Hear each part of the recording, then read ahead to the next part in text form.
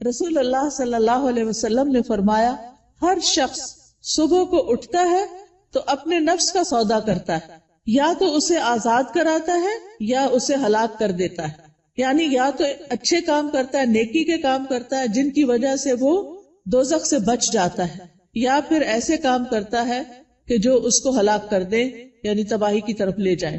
اب میں چند کام جو صبح سے رات تک کرنے چاہیے جو ہمیں سنت سے پتہ چلتے ہیں ان میں سے ایک ایک کا ذکر کروں گی، اور آپ اس کو سن کر اپنا جائزہ لیتے جائیے اور میرے ساتھ شیئر بھی کیجیے کہ کیا آپ یہ کرتے ہیں یا آپ کو کرنے کی ضرورت ہے۔ سب سے پہلی چیز کہ جو ہی ہماری آنکھ کھلے ہمیں کیا کرنا چاہیے؟ دعا پڑھنی چاہیے۔ کس کس کو یہ دعا آتی؟ الحمدللہ، لیکن سب کو نہیں آتی۔ میری گزارش ہوگی سب بہنوں سے کہ اس دعا کو خود بھی سیکھیں اور اپنے بچوں کو بھی سکھائیں۔ وہ دعا کیا ہے؟ الحمدللہ الذی احیانا بعدما اماتنا والیہ النشور۔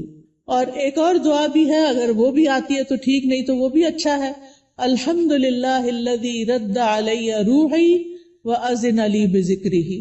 اللہ کا شکر ہے جس نے میری روح لوٹا دی اور مجھے اپنے ذکر کی اجازت دے دی، کہ مجھے توفیق دے دی۔ کیونکہ آپ دیکھیں کتنے ہی لوگ ہیں جو سوتے ہیں تو پھر جاگتے نہیں۔ ابھی ریسنٹلی میری ایک بہت عزیز ساتھی کے ہسبینڈ کا انتقال ہوا ہے۔ وہ صبح اٹھے ہیں، فجر کے وقت نماز پڑھی ہے، اپنے معمولات کیے ہیں، پھر اشراق پڑھی ہے اور دوبارہ آرام کرنے کے لیے لیٹ گئے۔ ہم میں سے اکثر لوگ یہ کرتے ہیں نا، راتیں چھوٹی ہوتی ہیں، موسم بھی گرم ہوتا ہے، رات کو سوتے ہوئے دیر ہو جاتی ہے تو انسان پھر کیا کرتا ہے، اٹھنے کے بعد پھر لیٹ جاتا ہے، اور وہ اسی طرح لیٹ گئے ہیں لیکن پھر دوبارہ نہیں اٹھے۔ ہمیں سے کسی کو نہیں پتا کہ جب وہ سوئے گا تو دوبارہ اٹھے گا یا نہیں، اس لیے معمول بنا لیجئے کہ ذکر کر کے سونا ہے اور اٹھتے ہوئے بھی اللہ کا شکر ادا کرنا ہے کہ اس نے ہماری روح، ہماری جان ہمیں واپس لوٹا دی۔ تو دن کا آغاز اللہ کی حمد و ثنا، اللہ کی تعریف، اور اس بات کے ساتھ وَإِلَيْهِ النُّشُورُ کے واپس جانا، ہماری واپسی بھی اللہ کی طرف سے۔ جس نے ہمیں زندہ کیا، پیدا کیا، وہی ہمیں موت دے گا۔ پھر آپ دیکھیے کہ اس کے ساتھ ہمیں یہ بھی یاد رکھنا چاہیے کہ کائنات کی ہر چیز تسبیح کر رہی ہے، اللہ کی تعریف بیان کر رہی ہے۔ قیامت کے دن سب سے افضل بندے وہ ہوں گے جو کثرت سے اللہ کی تعریف کرتے ہیں، حمادون ان کو کہتے ہیں۔ اور ایک دفعہ الحمدللہ کہنا میزان کو نیکیوں سے بھر دیتا ہے، یعنی صبح صبح اب ہم الحمدللہ کہیں تو گویا ہم نے اپنے لیے ایک بہت بڑا ذخیرہ نیکیوں کا اکٹھا کر لیا۔ اور ویسے بھی شکر ادا کرنا جو ہے وہ اللہ تعالیٰ کو بہت پسند ہے۔ پھر آپ دیکھیں کہ جب یہ کہتے ہیں نا کہ وَإِلَيْهِ النُّشُورُ، کہ دوبارہ اسی کی طرف جی اٹھنا ہے، تو قبر سے بھی اٹھنا ایسا ہی ہے جیسے کوئی بستر سے اٹھتا ہے۔ کسی کو اچھے خواب آتے ہیں وہاں اور کسی کو نہیں آتے۔ قبر میں بھی کچھ لوگ تو خوشحال ہوں گے اور کچھ لوگ برے حال میں ہوں گے۔ بہرحال قیامت کے دن سب کو اٹھنا ہوگا، تو انسان موت کو یاد کرتے ہوئے، اپنے مقصد کو سامنے رکھتے ہوئے کہ واپسی بھی ہے، اس طرح دن کا آغاز کرے تاکہ اچھے سے آغاز کرے۔ اس کے بعد سب سے پہلا کام آپ کیا کریں گے؟ بیڈ ٹی پئیں یا کچھ اور کریں گے؟ نماز فجر اسی وقت پڑھیں گے جب آپ فجر کے لیے اٹھیں گے۔ جو لوگ اس وقت نہیں اٹھتے وہ بہت بڑا نقصان کر لیتے ہیں۔ لہذا دن کا آغاز فجر کی نماز سے۔ فجر کی نماز پہلی نماز ہے صبح کی، اس کی بڑی امپورٹنس ہے۔ اللہ تعالیٰ نے بندوں پر 5 نمازیں فرض کی ہیں، اور رسول اللہ صلی اللہ علیہ وسلم نے فرمایا جس نے انہیں ادا کیا اور ان کا حق ہلکا سمجھتے ہوئے ان میں سے کچھ ضائع نہ کیا تو اللہ تعالیٰ کا اس کے لیے قیامت کے دن یہ عہد ہے کہ اس کو جنت میں داخل فرمائے۔ اور جس نے ان کو ادا کیا مگر ان کا حق ہلکا سمجھتے ہوئے، معمولی چیز سمجھتے ہوئے نماز کو ان میں سے کچھ ضائع کر دیا تو اللہ کا کوئی وعدہ نہیں، چاہے تو عذاب دے چاہے تو معاف کر دے۔ تو اس لیے دن کا آغاز اللہ کی نافرمانی سے نہیں کرنا۔ کس سے کرنا؟ فرما برداری سے۔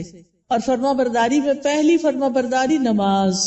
پہلا سوال قیامت کے دن نماز کا ہوگا۔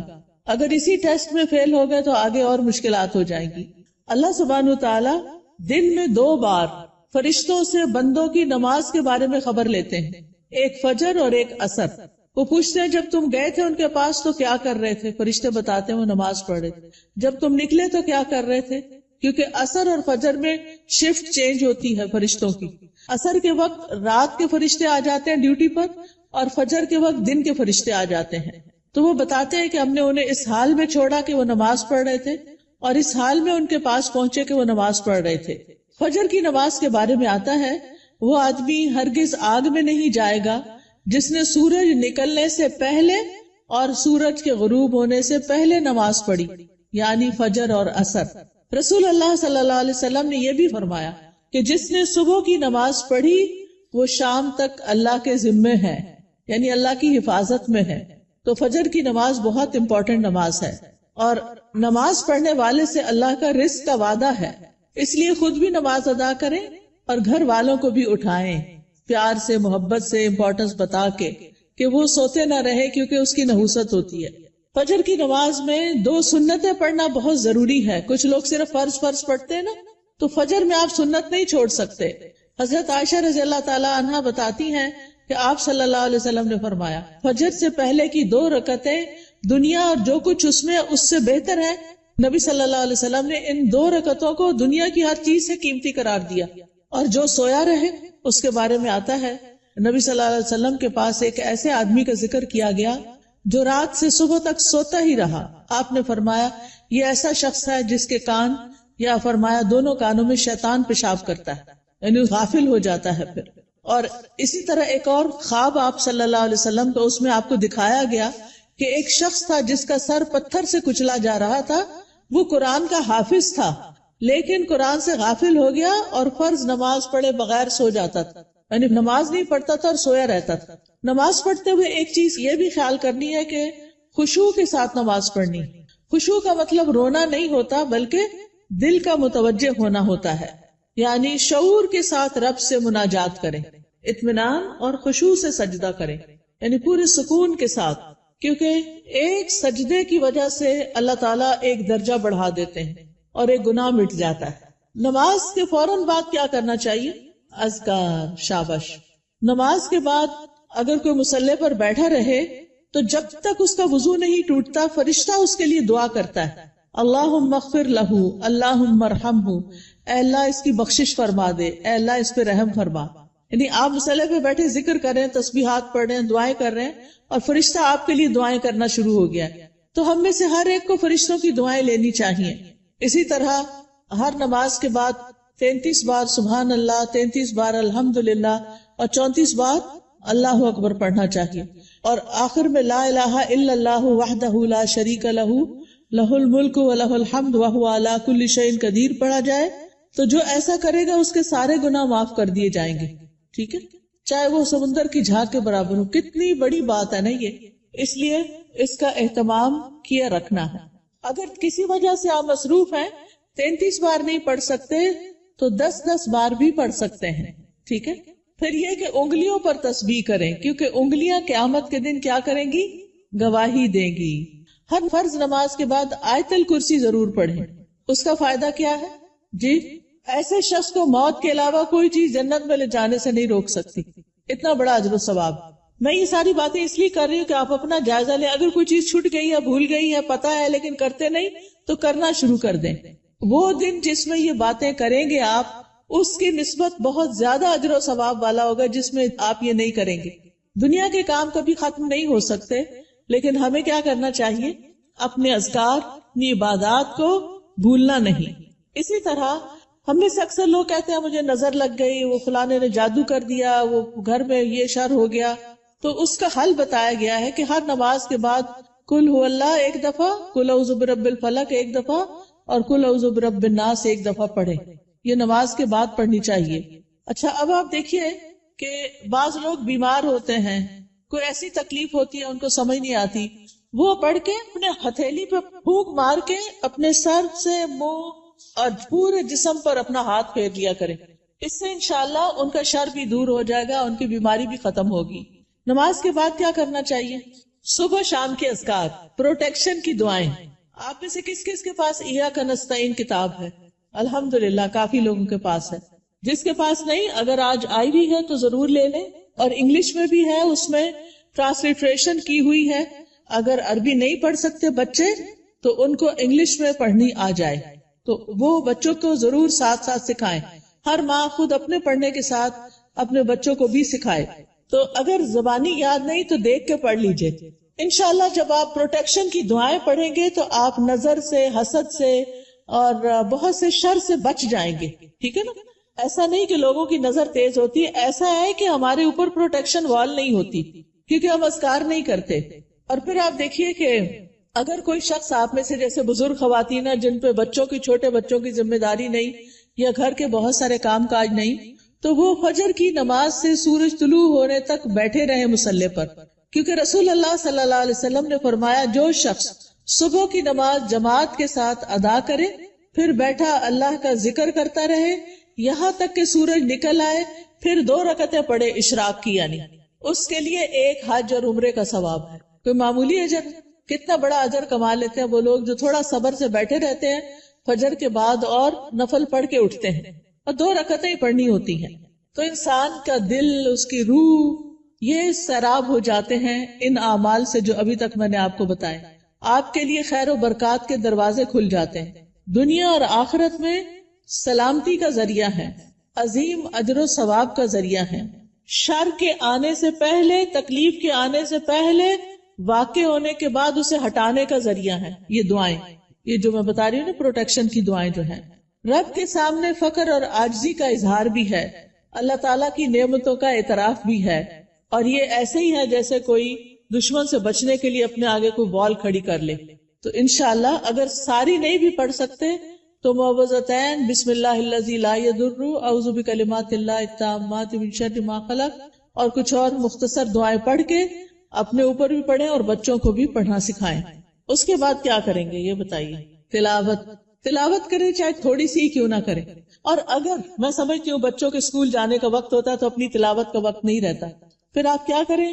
اپنے فون پر قرآن مجید کا کچھ نہ کچھ حصہ ریگولر لگا دیں. کوئی پورے قرآن کو ڈاؤن لوڈ کر لیں، اب تو ایسی ویب سائٹس بھی ہیں، وہاں سے آپ شروع کریں، الحمد سے الناس تک پورا کریں. ہر روز تلاوت لگا دی، بچے بھی تیار ہو رہے ہیں، آپ بھی کچن میں کام کر رہی ہیں اور ساتھ ساتھ تلاوت سنیں. کیوں؟ ان الذین یتلون کتاب اللہ وَأَقَامُوا الصَّلَاةَ وَأَنفَقُوا مِمَّا رَزَقْنَاهُمْ سِرًّا وَعَلَانِيَةً يَرْجُونَ تِجَارَةً لَن تَبُورَ. بے شک جو لوگ اللہ کی کتاب کی تلاوت کرتے ہیں، اور تلاوت کا عربی میں معنی فالو کرنا بھی ہوتا ہے، سمجھ کے پڑھنا، اور انہوں نے نماز قائم کی اور جو کچھ ہم نے انہیں دیا ہے اس میں سے انہوں نے پوشیدہ اور ظاہر خرچ کیا، وہ ایسی تجارت کی امید رکھتے ہیں جو کبھی برباد نہ ہوگی. یہ لوگ اللہ کے ساتھ ایک بزنس کر رہے ہیں. یہ چیزیں یہ پڑھتے ہیں، تلاوت کرتے ہیں، قرآن پڑھتے ہیں، لوگوں پہ خرچ کرتے ہیں، تو یہ اللہ کے ہاں ایسا اجر، اتنا پروفٹ پائیں گے کہ سوچ بھی نہیں سکتے، تاکہ وہ انہیں ان کے اجر پورے پورے دے اور اپنے فضل سے انہیں زیادہ بھی دے. بے شک وہ بے حد بخشنے والا نہایت قدردان ہے. تو پیاری بہنوں، تلاوت کو نہیں چھوڑنا، چاہے ایک صفحہ کیوں نہ ہو، ایک ربع کیوں نہ ہو، ہاف جز کیوں نہ ہو، ایک پارہ کیوں نہ ہو. میرے ایک بہنوئی تھے، فوت ہو گئے، اللہ تعالیٰ ان پہ رحم فرمائے. وہ چاند کی پہلی تاریخ کو پہلا سپارہ پڑھتے اور آخری کو آخری سپارہ پڑھتے، اور اس طرح ہر مہینے پورا قرآن ختم کر لیتے. تو جن لوگوں کی بہت زیادہ مصروفیات ہیں، ریٹائرڈ لائف گزار رہے ہیں، ان کو کیا کرنا چاہیے؟ قرآن کی تلاوت زیادہ کرنی چاہیے، کیونکہ قرآن جو ہے یہ غموں کا علاج ہے، شفا ہے، سکون کا ذریعہ ہے، اس لیے اس کو نہیں چھوڑنا. ایک حرف پڑھنے کا کتنا اجر ہے؟ 10 گنا. ایک حرف الف پڑھیں گے تو 10 نیکیاں، لام پڑھیں گے تو 10 نیکیاں، میم پڑھیں گے تو 10 نیکیاں. کیا کوئی اور کام کرنے سے اتنا پروفٹ آپ گین کر سکتے ہیں؟ نہیں. ہاں ایک مشکل ہے، کچھ لوگوں کو پڑھنا نہیں آتا، یا ان کی تجوید ٹھیک نہیں، یا وہ ڈرتے ہیں کہ کوئی سن لے گا تو پھر کیا ہوگا. تو ایسی صورت میں ان کو اپنی تجوید ٹھیک کرنی چاہیے. اس کے لیے میں آپ کو ایک طریقہ بتاتی ہوں، اور وہ طریقہ ہے ایک ایپ ڈاؤن لوڈ کر لیں، لرن قرآن. کس کس کے پاس ہے یہ ایپ؟ 8-10 لوگوں کے پاس ہے، زیادہ نہیں. آپ یہ ایپ اگر ڈاؤن لوڈ کر لیں. اچھا، قرآن پر آل کس کے پاس ہے؟ وہ بھی تھوڑے سے لوگوں کے پاس ہے. ان دونوں میں سے کوئی بھی ایپ آپ ڈاؤن لوڈ کر لیں. یہ آپ آئی فون پہ بھی کر سکتے ہیں اور اینڈرائڈ پہ بھی کر سکتے ہیں. ٹھیک ہے. اس میں آپ تجوید سیکشن پہ چلے جائیں. تجوید پہ جائیں گے تو وہاں آپ کو ایک ایک آیت کہلوائی ہوئی ملے گی. پہلے ٹیچر پڑھے گی پھر پیچھے آپ پڑھیں گے. تو آپ کیا کریں، جب ٹیچر پڑھ رہی ہو غور سے سنیں، جب اسٹوڈینٹس آگے پڑھے آپ بھی ساتھ شامل ہو جائیں. تو اس طرح روز پڑھتے پڑھتے آپ کی تجوید ٹھیک ہو جائے گی. کیونکہ بعض کا جب انسان بڑا ہو جاتا ہے نا تو اس کو شرم آتی ہے کسی کے پاس جا کے غلطیاں نکلوانے کی، یا ٹائم نہیں ہوتا، یا فیس نہیں دے سکتے، یا کوئی اور مسائل ہوتے ہیں. تو آپ قرآن مجید کھول کے بیٹھ جائیں، آڈیو لگا کے بیٹھ جائیں، اور 7 انگلی رکھ کے ایک ایک آیت کو پڑھ پڑھ کے یاد کریں، اس کے مخارج ٹھیک کریں، ادائیگی ٹھیک کریں. ٹھیک ہے. جس گھر میں قرآن پڑھا جاتا ہو وہاں فرشتے حاضر ہوتے ہیں. ابو ہریرہ کہا کرتے تھے بے شک قرآن پڑھنے کی وجہ سے گھر اپنے رہنے والوں کے لیے کشادہ ہو جاتا ہے، اس میں فرشتے حاضر ہوتے ہیں، شیاطین اس گھر کو چھوڑ دیتے ہیں اور اس کی خیر و برکت بڑھ جاتی ہے. یعنی اس گھر میں خیر و برکت ہوتی ہے جس میں کیا ہوتا ہے، قرآن کی تلاوت ہوتی ہے. آج آپ دیکھیں ہمارے بچے ویڈیو گیمز کے پیچھے دیوانے ہیں، قرآن پڑھنے کے لیے تیار نہیں. ہم اپنے پیچھے کیا چھوڑ کے جا رہے ہیں. آپ کو پتا نا جب بچے قرآن پڑھتے ہیں تو ماں باپ کو بھی ثواب ملتا ہے کیونکہ انہوں نے ان کو پڑھوایا. لیکن اگر ہمارے بچے قرآن ہی نہیں پڑھ رہے تو مرنے کے بعد کون ہمارے لیے دعائیں کرے گا، کون ہمارے لیے کچھ کرے گا. تو اس لیے پیاری بہنوں آپ ان کے لیے عملی نمونہ بنو، رول ماڈل بنو. آپ گھر میں ان کے بیچ میں بیٹھ کے تلاوت کرو، سیکھو. اگر نہیں تو انہیں بتائے میں اب دیکھو اس ایج میں سیکھ رہی ہوں، چلو ہم سب مل کے سیکھتے ہیں. ان کو بھی ساتھ بٹھا لیں، چھوٹی سی گھر میں کلاس بنا لیں، 2-3 بچے اور آپ خود بیٹھ جائیں. اگر آپ کے ہسبینڈ بھی ساتھ بیٹھ جائے تو بہت ہی اچھا ہے. اگر یہ نہیں ہوتا تو کوئی ٹیچر ہائر کریں جو گھر پہ آئے یا آپ اس کے پاس لے جائیں یا آن لائن پڑھائیں. لیکن اس فریضے سے آپ نے کوتاہی نہیں کرنی کہ بچوں کو قرآن سکھا کے جانا ہے دنیا سے. اور جس گھر میں قرآن نہیں پڑھا جاتا وہ اپنے رہنے والوں کے لیے تنگ ہوتا ہے، نحوست ہوتی ہے اس میں، فرشتے اس گھر کو چھوڑ دیتے ہیں، شیاطین آ جاتے ہیں اور اس گھر کی خیر و برکت کم ہو جاتی. تب ہمارے اوپر ہے نا ہم کیا چاہتے ہیں. قرآن مجید صرف موبائل سے نہیں پڑھیں، وہ بھی ٹھیک ہے اگر نسخہ نہیں ہے آپ کے پاس، لیکن مصحف ہونا چاہیے. اور مصحف کو اپنے سرانے رکھا کریں. سرانے سے مطلب بیڈ سائڈ ٹیبل ہے نا، وہاں رکھا کریں. کیونکہ قبر میں بھی قرآن سرانے کی طرف سے آئے گا اور بچائے گا. اگر دنیا میں ساتھ نہیں رکھا نا قبر میں نہیں آئے گا. سمجھ آ گئی بات؟ تو ابھی سے اس کو پاس رکھے، ساتھی بنائیں تاکہ قبر میں بھی وہ آپ کے ساتھ ہو. حدیث میں آتا ہے آدمی کو جب اس کی قبر میں لایا جاتا ہے تو فرشتہ اس کے سر کی طرف سے عذاب دینے کے لیے آتا ہے. تو تلاوت قرآن اسے دور کر دیتی ہے، قبر میں عذاب نہیں دینے دیتے، وہ کہتے پیچھے جاؤ. جب فرشتہ سامنے آتا ہے تو صدقہ اسے دھکیل دیتا ہے. جب پاؤں کی طرف آتا ہے تو مساجد کی طرف جانا اس کو دھکیل دیتا ہے. ٹھیک ہے. پھر آپ دیکھیے کہ تلاوت کر لی آپ نے تو آپ اب اٹھ کے 2 نفل پڑھ لیں اگر آپ نے پہلے نہیں پڑھے تلاوت سے، ورنہ فجر کی نماز پڑھ کے تلاوت شروع کر دیں اور پھر اشراق کے نفل پڑھ لیں تو ٹائم بھی پاس ہو جائے گا، حج عمرے کا ثواب بھی ملے گا. یہ 2 نفل جو ہے سارے جوڑوں کا صدقہ ہے. میں اکثر لوگوں کو بتاتی ہوں اگر آپ کے جسم میں آپ کو جوائنٹس پین ہے تو آپ یہ تجربہ کر کے دیکھیں، اپنے سارے جوڑوں کا صبح صبح صدقہ دیں، 2 نفل پڑھیں، آپ کی تکلیف دور ہو جائے گی. کیونکہ میں نے یہ پرسنلی ایکسپیرینس کیا. پھر آپ دیکھیے ہر روز اپنے نفع مند علم میں اضافہ کریں، چاہے کوئی اچھا لیکچر سنیں، چاہے کوئی کلاس جوائن کریں، چاہے کوئی کتاب پڑھیں. تو علم نافع جو ہوتا ہے وہ 2 طرح کا ہوتا ہے، ایک دینی اور شرعی علم جس میں ہم قرآن کا ترجمہ سیکھتے ہیں، تفسیر سیکھتے ہیں، جس میں ہم دعائیں سیکھتے ہیں، جس میں ہم نماز کا طریقہ سیکھتے ہیں، سیرت کے بارے میں سیکھتے ہیں، احادیث پڑھتے ہیں. یہ دینی علوم ہے. اور دنیاوی علم جس سے انسان دوسروں کو فائدہ پہنچا سکے، جیسے طب ہے، ڈاکٹر بننا ہے، بزنس ہے، ایگریکلچر ہے، انڈسٹری کے بارے میں جاننا، آئی ٹی کے بارے میں، یہ ساری تعلیم حاصل کرنا تاکہ آپ دوسرے لوگوں کو فائدہ پہنچا سکیں اور اپنی ارننگ بھی کر سکیں. تو یہ بہت فائدے کی چیز ہے کہ اب آپ نے نماز، قرآن، تلاوت، اشراق سب کر لی. اب یا اپنی جاب پہ جائیں یا پھر اگر گھر میں ہیں تو گھر کے کام کاج کریں اور اس کے بعد اپنا نالج بھی بڑھائیں. اس کے لیے آپ سیکوینس کے ساتھ لیکچر سنا کریں. کبھی حدیث سے شروع کر لی ہے تو وہ سارے لیکچرز پورے کر لیں ہر روز ایک ایک کر کے. اگر تفسیر شروع کر لی ہے تو اس کو شروع کر کے آگے تک لے جائیں، لیکن اپنے علم میں پختگی لائیں. اور اگر ہو سکے تو کوئی نہ کوئی کلاس جوائن کریں. رسول اللہ صلی اللہ علیہ وسلم نے فرمایا جو شخص صبح کے وقت اس لیے مسجد کی طرف نکلا کہ بھلائی سیکھے یا سکھائے تو اس کے لیے پورا حج ادا کرنے والے کے مثل اجر ہے. اتنا بڑا اجر ہے. یاد رکھیں علم سیکھنے اور سکھانے کے لیے وقت مقرر کریں، جگہ مقرر کریں، ورنہ اگر آپ صرف چلتے پھرتے ہی سن رہے ہیں تو پکا علم نہیں آئے گا، کوئی بات سمجھ آئے گی کوئی نہیں آئے گی، نہ ہونے سے بہتر ہے کچھ تو سن لیں، لیکن گھر میں بھی ٹیبل چیئر سیٹ کر کے رکھیں اور اپنا لیپ ٹاپ سیٹ کریں اور کوئی آن لائن کلاس جوائن کر لیں یا پھر گھر میں پڑھیں، خود سے سیلف اسٹڈی کریں، لیکن ٹائم اور پلیس، زمان اور مکان مقرر کریں، اس سے آپ کی گروتھ ہوگی۔ جتنا جتنا آپ سیکھتے جائیں گے آپ نیکیوں میں آگے بڑھتے جائیں گے، برائیوں سے دور ہوتے چلے جائیں گے۔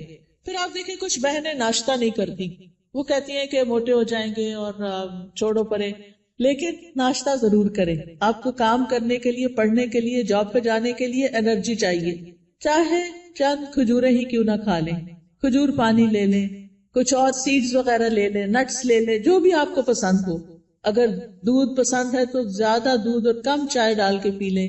بہت سے لوگ صرف کافی پی لیتے ہیں تو وہ درست نہیں کہ آپ اپنے آپ کو صرف ایسی چیزوں پر کہ جو آپ کے اندر کیفین ڈالے اور آپ صرف اس کی وجہ سے ایکٹیو اور غذائیت نہ ہو، تو آپ دیکھیں کہ پھر آپ سے بہت سے کام ہو نہیں پاتے، آپ جلدی تھک جاتے ہیں، تو اس کو بھی بچائیے۔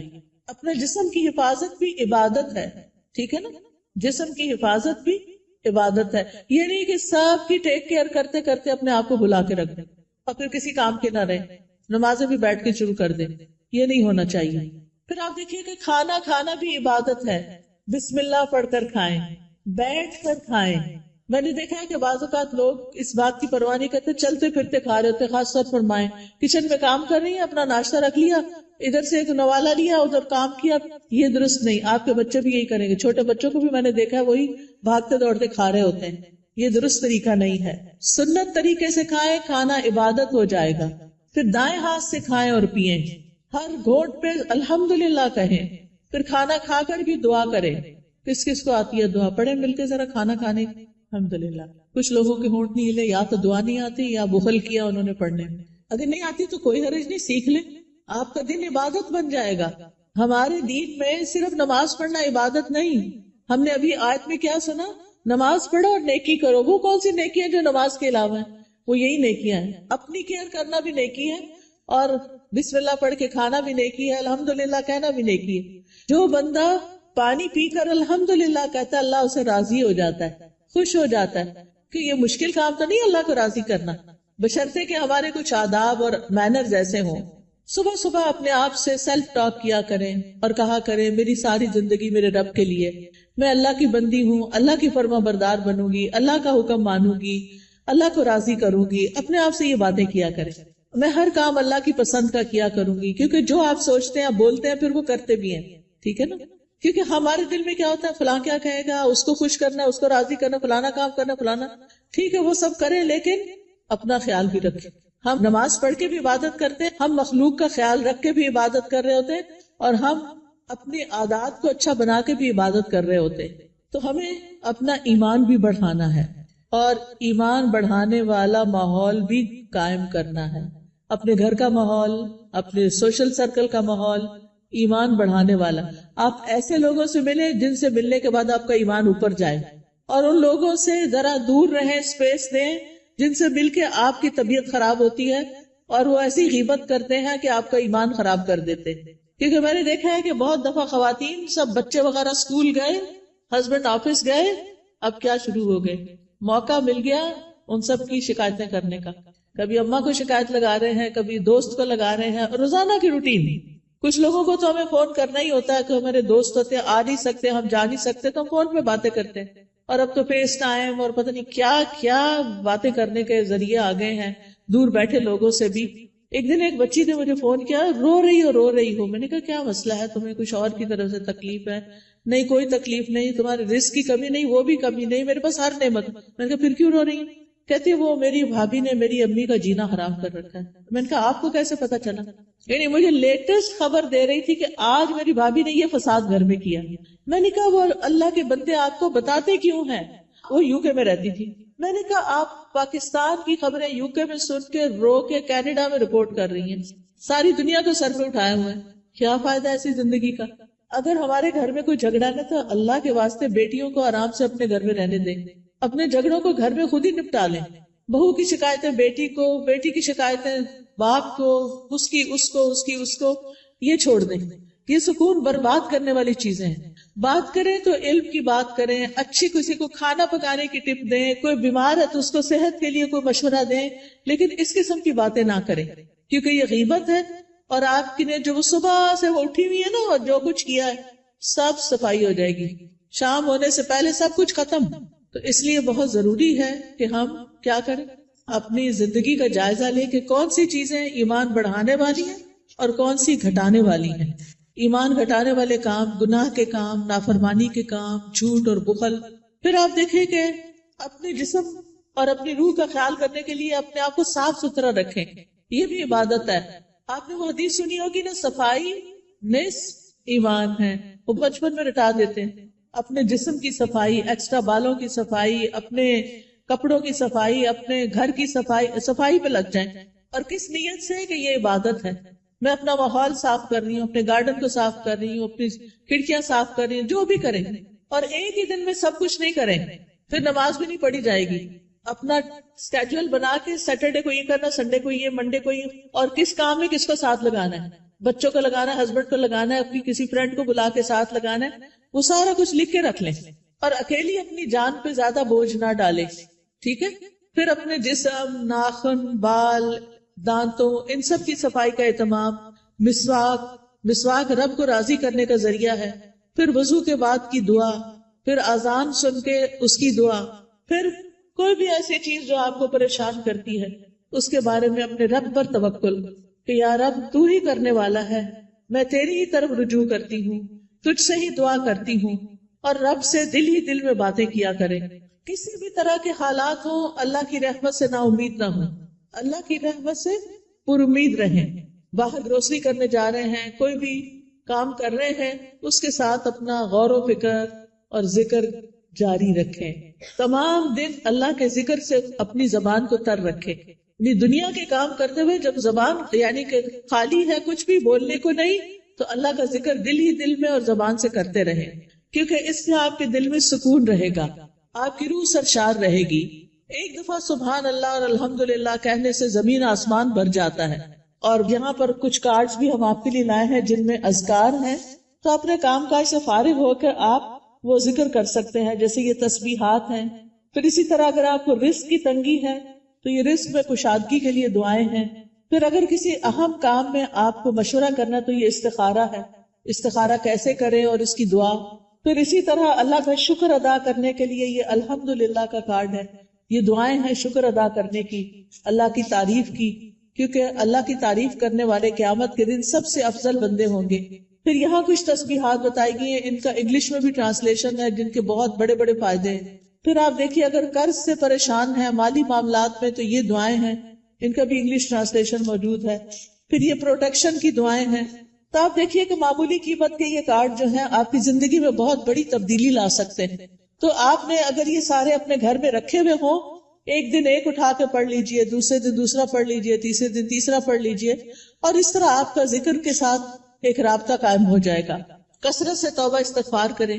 اگر کوئی مسائل ہے زندگی میں، کوئی پریشان کر رہی ہے چیز، تو استغفار کی کثرت، استغفر اللہ کی تسبیح کر سکتے ہیں، اللہم اغفر لی کی تسبیح کر سکتے ہیں. پھر اسی طرح وقت کا بہتر سے بہتر استعمال کریں. وقت جو ہے وہ بہت قیمتی نعمت ہے. ایک دفعہ اگر وقت چلا جائے تو دوبارہ نہیں آتا، اس لیے ہر دن کو مفید اور پروڈکٹیو ڈے بنائیں. رسول اللہ صلی اللہ علیہ وسلم نے فرمایا 2 نعمتیں ایسی ہیں جن کے بارے میں اکثر لوگ خسارے میں ڈالے گئے ہیں، ایک تندرستی اور دوسرے فراغت، کہ اس سے وہ فائدہ نہیں اٹھاتے جتنا اٹھانا چاہیے. بیمار ہو کر تو انسان کچھ کر نہیں سکتا. جب تک اللہ آپ کو چلتا پھرتا رکھے، آپ عبادت بھی خوب دل بھر کے کریں اور بندوں کی خدمت بھی کریں، اور فضول قسم کی ایکٹیویٹیز میں اپنا وقت ضائع نہ کریں. آپ دیکھیے کہ ہمارے دن میں کئی ڈسٹریکشنز ہوتی ہیں، خاص طور پر فون کی وجہ سے. ہم نے کوئی اپنے گول سیٹ کیے ہوئے ہوتے کہ آج کے دن میں نے یہ اور یہ کام کرنے ہیں.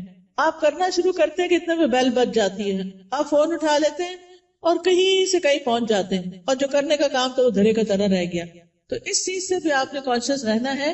کچھ وقت کے لیے فون بند کر دیا کریں، اور اس وقت اپنے کرنے کے کام پہلے پورے کریں، پھر پھر اس کے بعد فون کھولیں تاکہ آپ کا دن نتیجہ خیز دن ہو.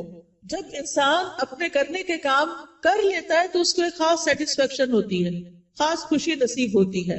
تو آپ اپنے کرنے کے کاموں کی لسٹ بنائیں، اپنے مقاصد کو دہرایا کریں، بے مقصد چیزوں سے خود کو دور رکھیں، اور جو ٹارگٹ آپ حاصل کرنا چاہتے ہیں اس کے لیے دیکھیں کہ آپ کو کیا کیا چاہیے، وہ بھی لکھ لیں. پھر اسی طرح کاموں کو لٹکائیں نہ، تاخیر نہ کریں، وقت پر کریں، روٹین بنائیں تو کام سارے ہی ہو جائیں گے.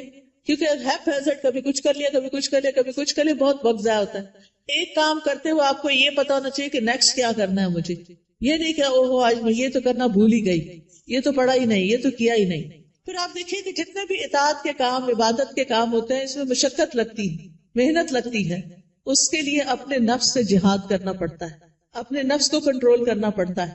کیونکہ کامیاب بھی وہی ہوتا ہے جو نفس کا تزکیہ کر لیتا ہے. قد افلح من تزکا وذکر اسم ربہ فصلی، فلاح پا گیا جس نے پاکیزگی اختیار کی اور اپنے رب کا نام یاد کیا پھر نماز پڑھی. یہ ہے کامیاب ہونے والے. لہذا دن بھر اپنے نمازوں کی حفاظت، کیونکہ نماز قبر میں ساتھ داخل ہوگی، بچوں نے بھی نہیں داخل ہونا، مال نے بھی داخل نہیں ہونا، کسی دوست نے بھی ساتھ نہیں جانا. جس چیز نے جانا ہے اس کی فکر سب سے پہلے کرے. نبی صلی اللہ علیہ وسلم سے سوال کیا گیا کہ سب سے افضل اعمال کون سے ہیں، تو آپ نے فرمایا نماز کو اس کے اول وقت پر ادا کرنا. ٹائم ہو تو بلا وجہ تاخیر نہ کریں، فوراً پڑھ لیں. اور پھر نماز کی 12 سنتیں بھی ادا کیا کریں دن بھر میں، کیونکہ ایسا کرنے والے کے لیے جنت میں گھر بنا دیا جاتا ہے. آپ دیکھیے کہ صرف ایک سال اگر کوئی شخص سنت موقدہ پڑھتا ہے تو نہ پڑھنے والے کے درمیان اور اس کے درمیان 4320 رکعتوں کا فرق پڑ جاتا ہے. یعنی ایک وہ شخص جو 12 رکعتیں پڑھتا ہے سال بھر اور دوسرا صرف فرض پڑھ رہا ہے اور کوئی نہیں پڑھ رہا سنت، تو ان دونوں کے درمیان ایک سال میں اتنا فرق پڑ جائے گا. اگر ایک رکعت بھی وتر روز پڑھتے ہیں آپ تو سال میں 365 رکعتیں بنتی ہیں، یہ منیمم. لیکن کچھ لوگ وتر بھی نہیں پڑھتے، وہ اس سے بھی محروم. روزانہ چاشت کی 2 رکعتیں پڑھنا یا اشراق کی 2 رکعتیں پڑھنا اور نہ پڑھنا برابر نہیں، 703 رکعتوں کا فرق پڑ جاتا ہے. ٹھیک ہے، تو اس لیے اپنی سستی کی وجہ سے نمازوں سے غفلت نہ برتیں، سنتوں کی بھی حفاظت کریں. پھر یہ ہے کہ دن میں کوئی چوٹ لگ گئی، کوئی بری خبر سن لی، کوئی بچے کا کام ایسا آ گیا، کوئی دل کو ناخوشگوار کرنے والی چیزیں آ گئی، تو ایسے میں اللہ کی طرف فوراً رجوع کریں. کوئی بری خبر سن لی، فوراً اللہ کی طرف رجوع. اور پھر اس کے بعد ہر کام عبادت سمجھتے ہوئے کریں، چاہے کھانا پکانا ہے، چاہے صفائی کرنا ہے، چاہے کپڑے دھونا ہے. کھانا کھلانا جو ہے وہ افضل ترین عبادت ہے. قرآن مجید میں آتا ہے وَيُطْعِمُونَ الطَّعَامَ عَلَى حُبِّهِ مِسْكِينًا وَيَتِيمًا وَأَسِيرًا إِنَّمَا نُطْعِمُكُمْ لِوَجْهِ اللَّهِ لَا نُرِيدُ مِنكُمْ جَزَاءً وَلَا شُكُورًا. وہ اس کی محبت میں کھلاتے ہیں مسکین کو، یتیم کو، اسیر قیدی کو. کیا کہتے ہیں کھلاتے ہوئے؟ ہم تمہیں صرف اللہ کے چہرے کی خاطر کھلا رہے ہیں کہ ہم اللہ کا دیدار کرنا چاہتے ہیں، ہم تم سے نہ شکریہ چاہتے ہیں نہ بدلہ چاہتے ہیں. اِنَّا نَخَافُ مِن رَّبِّنَا يَوْمًا عَبُوسًا قَمْطَرِيرًا، بے شک ہم اپنے رب سے اس دن کے بارے میں ڈرتے ہیں جو تیوری چڑھانے والا نہایت سخت ہوگا. تو ان کے ساتھ کیا معاملہ ہوگا؟ اللہ بھی ان کو قیامت کے دن کی مشقتوں سے بچا لے گا اور ان کو خوشی اور تر و تازگی ملے گی. فَوَقَاهُمُ اللَّهُ شَرَّ ذَلِكَ الْيَوْمِ وَلَقَّاهُمْ نَضْرَةً وَسُرُورًا. تو اس لیے کھانا گھر والوں کو بھی پکا کے کھلائیں یا مہمانوں کے لیے پکائیں تو خوشی خوشی پکائیں، احسان نہ جتائیں اور ضائع نہ کریں. کپڑے دھونا، نہانا، بچوں کو نہلانا، گھر صاف کرنا، یہ سب صفائی اور طہارت کے اہتمام ہیں، یہ ایمان کو مکمل کرتے ہیں. پھر آپ دیکھیے کہ نیکیوں کے کام میں سستی نہیں کرنی. نیکی کا کوئی بھی کام، آپ کی دوست نے فون کر دیا کہ فلاں شخص بیمار ہے، غریب ہے، اس کے لیے مدد کرنی ہے، آپ بھی اپنا کچھ حصہ ڈال دیا، صدقہ کر دیا. تو نیکی کے ہر کام میں حصہ ڈالا کرے. حضرت ابوبکر کے بارے میں آتا ہے نبی صلی اللہ علیہ وسلم کی مجلس میں لوگ بیٹھے ہوئے تھے، آپ نے پوچھا آج تم میں سے کس نے روزے کی حالت میں صبح کی ہے؟ حضرت ابوبکر رضی اللہ عنہ نے عرض کیا میں نے. آپ نے پوچھا آج کس نے مریض کی عادت کی؟ انہوں نے کہا میں نے. آپ نے پوچھا تم میں سے جنازے میں کس نے شرکت کی؟ انہوں نے کہا میں نے. آپ نے پوچھا کس نے مسکین کو آج کھانا کھلایا؟ تو ابوبکر کہتے ہیں میں نے رضی اللہ عنہ. تو نبی صلی اللہ علیہ وسلم نے فرمایا جب کسی شخص کے لیے ایک ہی دن میں یہ خصلتیں جمع ہو جائیں وہ جنت میں ضرور داخل ہوگا. یہ جنت میں جانے والے کام. اچھا ہمیں پتہ چلتا رہتا ہے کوئی بیمار ہے، اچھا کہتے ہیں اللہ اس کو شفا دے، بس ادھر ہی بیٹھ گئے، خبر نہیں لیتے. ہمیں پتہ ہوتا ہے کہ کوئی بھوکا ہے یا نہیں کھانا پکا سکتا یا کھا سکتا، ہم کر سکتے ہیں تو ہم توجہ نہیں کرتے. ہم راشن کا انتظام کر سکتے ہیں، ہم کسی بھی طرح مدد کر سکتے ہیں، لیکن اس کی طرف توجہ کرنے کی ضرورت ہے. پھر اللہ کی نافرمانی سے بچیں، جہنم کو سامنے رکھتے ہوئے گناہوں سے بچیں. یعنی صرف نیکی کے کام کرنا کافی نہیں، گناہوں سے بچنا بھی بڑا ضروری ہے. پھر لوگوں کے ساتھ معاملہ کرتے ہوئے اچھے اخلاق سے پیش آئیں. سب سے پہلا حق آپ کے اوپر والدین کا ہے. زندہ ہیں تو ان کی زیارت کو جائیں، ان سے بات کریں، ان کے لیے دعائیں کریں، ملاقات کریں تو ان کی پیشانی چومیں، ہاتھ چومیں، کیونکہ والدین سب سے زیادہ حسن سلوک کے مستحق ہیں. نماز میں ان کے لیے دعائیں کریں. فوت ہو گئے ہیں تو ان کے لیے دعا کے علاوہ صدقہ کیا کریں. گھر والوں کے لیے باعث خیر بنیں. اپنے گھر والوں کو آگ سے بچائیں، ان کو نیکی اور دین کی طرف لا کر. پھر اسی طرح جہاں بھی بیٹھے خیر پھیلانے والے بنے، دوسروں کا بھلا کرنے والے، دوسروں کو فائدہ پہنچانے والے. کسی کو کوئی اچھا مشورہ دے دینا، کسی کا کوئی دل ہلکا کر دینا، کسی کو کوئی کسی چیز کے بارے میں رہنمائی کر دینا، علم سکھانا. آپ دیکھیے کہ بعض اوقات علم سکھانا مال خرچ کرنے سے بھی افضل ہے. کیوں؟ اس لیے کہ مال خرچ کرنے سے ختم ہو جاتا ہے اور علم سکھانے سے بڑھ جاتا ہے اور پکا ہو جاتا ہے. اس لیے چاہے اپنے بچوں کو سکھائیں، چاہے اپنے بہن بھائیوں کو کچھ نہ کچھ چھوٹا موٹا کنٹریبیوشن کرتے رہا کریں. جو اچھی باتیں آپ کو پتہ چلی ہیں وہ دوسروں کو بھی بتائیں. اس کے لیے آپ کے گھر میں کتابیں ہونی چاہیے، آپ کو کوئی نہ کوئی کلاس جوائن کرنی چاہیے تاکہ آپ سیکھیں اور سکھائیں. اس کے لیے کوئی بہت پی ایچ ڈی کرنے کی ضرورت نہیں ہوتی، وہ چند لوگ بھی کر لے تو کافی ہو جاتے ہیں. باقی لوگ روز مرہ کی چھوٹی چھوٹی چیزیں، اور خاص طور پر خواتین اپنے بچوں کی تربیت کرتے ہوئے ان کو آداب اور مینر اور اخلاق سکھائیں گے تو یہ بہت بڑی کنٹریبیوشن ہوگی، وہ آپ کے لیے صدقہ جاریہ بنے گی. تو لوگوں کے ساتھ اچھے اخلاق سے پیش آئیں. ابن قیم کہتے ہیں آدمی کی برکت یہ ہے کہ وہ جہاں بھی مقیم ہو خیر کی تعلیم دے، خیر پھیلائے. تو اچھے اخلاق سے بھی انسان خیر پھیلا رہا ہوتا ہے. پھر اسی طرح دور پار ریلیٹیوز کی خبر گیری کرنا، پڑوسیوں کی خبر گیری کرنا، مریضوں کی خبر گیری کرنا، ملاقات کے وقت سلام کرنا، اپنے آس پاس کے لوگوں کا ہاتھ پٹانا، ان کے ساتھ تعاون کرنا. گھر میں اگر آپ کے علاوہ اور لوگ رہتے ہیں، اگر آپ بچے اور والدین ہیں تو ان کے کاموں میں ان کا ہاتھ بٹانا، کسی رشتہ دار کو ڈرائیو کر کے ہاسپٹل تک لے جانا. یعنی چھوٹے چھوٹے کام ہیں جن میں آپ دوسروں کے لیے خیر اور بھلائی کا باعث بنے. کسی پر خرچ کرنا، اپنے عزیزوں پیاروں کو تحفے تحائف دینا، یہ سارے نیکی اور خیر کے کام ہیں جو آپ کے دن کو افضل بنا دیتے ہیں. پھر زبان کی حفاظت، یہ بڑی ضروری ہے، کیونکہ جو بات بھی ہم کرتے ہیں فرشتے لکھ لیتے ہیں. تو فضول باتیں نہیں کرنی، کیونکہ ہماری انرجی ضائع ہوتی ہے اس میں بھی. کام کی بات کرنی ہے. انسان کے اسلام کا حسن یہ ہے کہ بیکار باتوں سے کنارہ کشی کرے. نبی صلی اللہ علیہ وسلم نے فرمایا خوشخبری ہے اس کے لیے جس نے اپنی زبان پہ قابو پا لیا اور اسے اس کے گھر نے گنجائش دی اور وہ اپنے گناہ پہ رویا. یعنی اس کا گھر اس کے لیے کافی ہو گیا، اس کے لیے سہولت ہے اس میں، اور فضول باتیں نہیں کرتا. کیلو کال چھوڑ دینا چاہیے. ہی سیڈ، شی سیڈ، یہ کہا گیا، فلاں نے یہ کیا، اس نے وہ، اس سے بہت سے فساد پھیلتے ہیں. مغیرہ بن شعبہ کہتے ہیں نبی صلی اللہ علیہ وسلم نے فرمایا بے شک اللہ تعالیٰ تمہارے لیے 3 باتیں پسند نہیں کرتا. بلا وجہ کی گپ شپ، بیکار کی باتیں اللہ کو پسند نہیں. مال ضائع کرنا، اور اس میں بعض اوقات ایکسٹرا ٹیشو استعمال کرنا، ٹیپ کھول کے باتوں میں لگ جانا اور پانی ضائع کرنا، بلا وجہ بتیاں جلا کے رکھنا، بیکار میں ادھر ادھر گھومنا، گاڑی کا گیس ختم کرنا. یعنی چھوٹی چھوٹی چیزوں میں بچت کرنی چاہیے. پھر اسی طرح یہ ہے کہ کسی کو زبان سے اذیت نہیں دینی چاہیے، کثرت سے صدقہ کرنا چاہیے، فقراء مساکین کا خیال کرنا چاہیے. پھر ایک اور بات یہ کہ غصے اور ناراضگی سے بچنا چاہیے. قرآن مجید میں جنت میں جانے والوں کی جو خوبیاں بتائی گئی ہیں وہ کیا ہے؟ وَالْكَاظِمِينَ الْغَيْظَ وَالْعَافِينَ عَنِ النَّاسِ وَاللَّهُ يُحِبُّ الْمُحْسِنِينَ.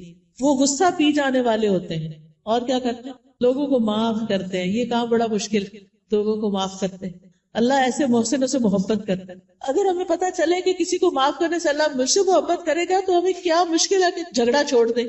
لیکن بعض اوقات ہم ایگو کا مسئلہ بنا کے جھگڑا نہیں چھوڑتے، جس کی وجہ سے ہم اللہ کی نظر میں بھی گر جاتے ہیں اور بندوں کی نظر میں بھی.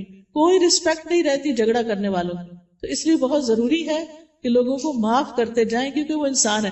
یا تو یہ نہ کہ ہم نے کبھی کوئی غلطی نہ کی ہو اگر ہم سے بھی غلطیاں ہوتی ہیں تو پھر دوسروں کو معاف کرنے میں کیا مشکل ہے.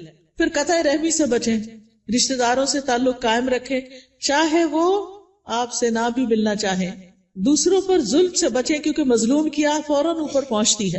دل کی سختی سے بچیں، برے خیالات اور بدگمانیوں سے بچیں، غیبت کرنے اور سننے سے بچیں. مشکل وقت میں اللہ سے مدد مانگیں اور صبر کریں. آج ایک بچی کا میسج آیا کہ میری امی نے میرے بارے میں ایسا اور ایسا کہا ہے، میں اس وقت سے رو رہی ہوں، بہت میری طبیعت خراب ہو گئی. تو میں نے کہا پھر صبر کس چیز کا نام؟ اگر آپ نے اس وقت اپنے آپ کو سنبھالنا نہیں اور اس کو اتنا دل پہ لے لینا ہے، آپ اسٹرانگ بنے. ماں باپ جب کوئی تنقید کرتے ہیں نا تو وہ ہمیں سمجھانے کے لیے، ہمیں میچور کرنے کے لیے کرتے ہیں، ہمارے دشمن نہیں ہوتے. تو چیزوں کو ان کے صحیح رخ سے لیں. ماں باپ مارے بھی ڈانٹے بھی تو بھی معاف کریں، ان کی عزت میں کبھی نہ آنے دیں. اور اگر پریشانی گھیر لے تو لا الہ الا اللہ کثرت سے پڑھیں.